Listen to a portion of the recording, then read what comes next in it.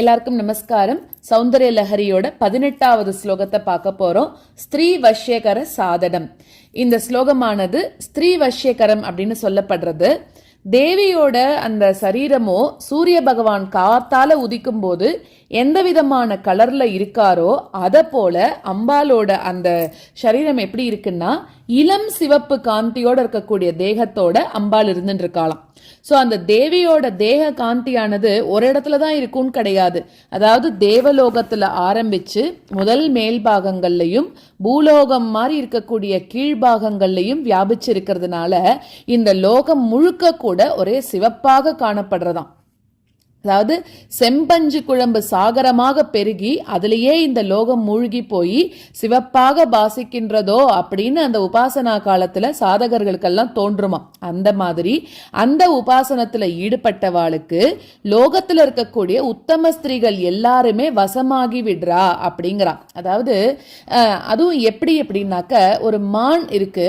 அந்த மான் பயப்படும் போது மானோட கண்களே அழகுன்னு சொல்றோம். இன்னும் அது பயப்படும் போது அதோட கண்கள் இன்னும் அழகா இருக்குமா.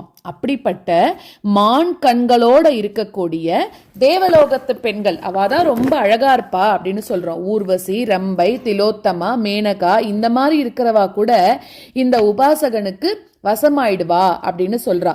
அதாவது நம்ம என்ன புரிஞ்சுக்கணும் இதுல இத தப்பான அர்த்தத்துல நம்ம இதை புரிஞ்சுக்க கூடாது. அதாவது எல்லா இடத்துலயும் அம்பாலோட அந்த அருணவர்ணம் தான் வியாபிச்சு இருக்கு அப்படின்னு யார் ஒருத்தன் தியானம் பண்றானோ அவனுக்கு என்ன ஆகுறது, அதாவது ஜெகன்மாதா அவதான் உத்தமஸ்ரீ அப்படின்னு சொல்றோம்.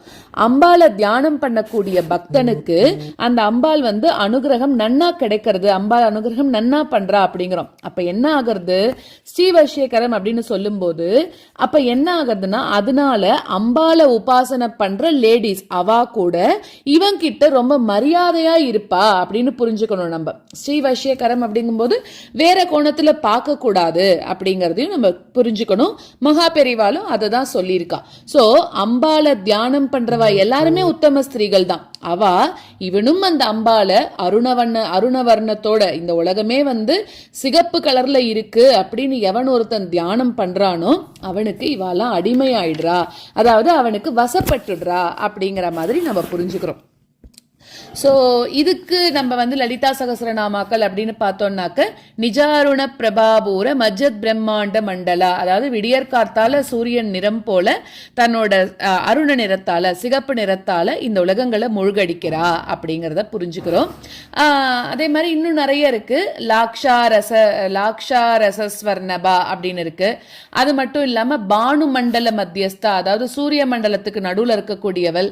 அப்புறம் தருணாதித்ய பாட்டலா, லோலாக்ஷி, காமரூபிணி, இதே மாதிரி நிறைய லலிதா சகஸ்ரநாமாக்கள் இந்த ஸ்லோகத்துக்கு இணையாக சொல்லப்படுறது. இதுக்கு நிவேதனம் பால் பாயசம், தாம்பூலம். யாருக்கெல்லாம் வாக்விலாசம் எழுத்துக்களை வளரணும் அப்படின்னு நினைக்கிறாளோ அவ இந்த ஸ்லோகத்தை பாராயணம் பண்ணலாம். तनुच्छायाभिस्ते तरुणतरणी श्रीसरणिभिः दिवं सर्वां उर्वीं अरुणिमनिमग्नां स्मरति यः भवन्त्यस्यत्रस्य वनहरिणशालीननयनाः सहोर्वश्यावश्याः कति कति न गीर्वाणगणिकाः तनुच्छायाभिस्ते तरुणतरणी श्रीसरणिभिः दिवं सर्वां उर्वीं अरुणिमनिमग्नां स्मरति यः भवन्त्यस्यत्रस्य वनहरिणशालीननयनाः सहोर्वश्यावश्याः कति कति न गीर्वाणगणिकाः